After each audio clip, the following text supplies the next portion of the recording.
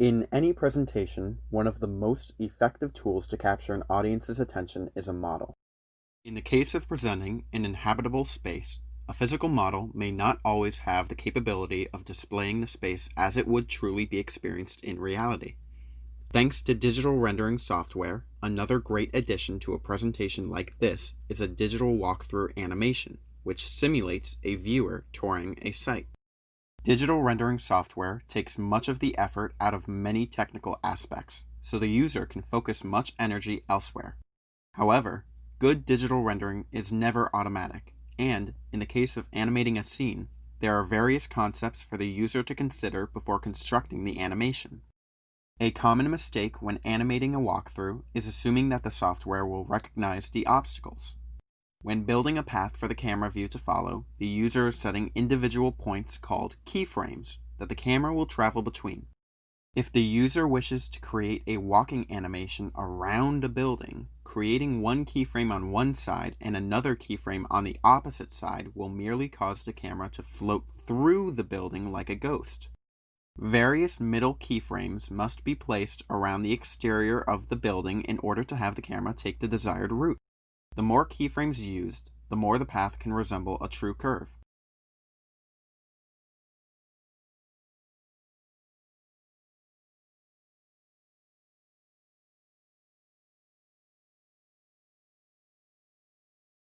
A more presentation-based mistake that can easily be made when preparing an animation is providing more information than necessary in the walkthrough. It is very important to keep in mind the initial purpose for making the animation and to not include more than what is supposed to be presented. Creating an animation that is one continuous path through the entire model will often create a very lengthy, boring video. A great solution is to break apart the animation into a storyboard of scenes. For example, at the start, view the house from the street. In the middle, walk into the front entrance. At the end, walk onto the balcony. This will not only make for a more interesting presentation, but it will also shorten the animation process. One last mistake that can often be made is forgetting to maintain continuity with visual effects. Many types of rendering software can apply effects to scenes in order to adjust visuals, create weather, change the time of day, etc.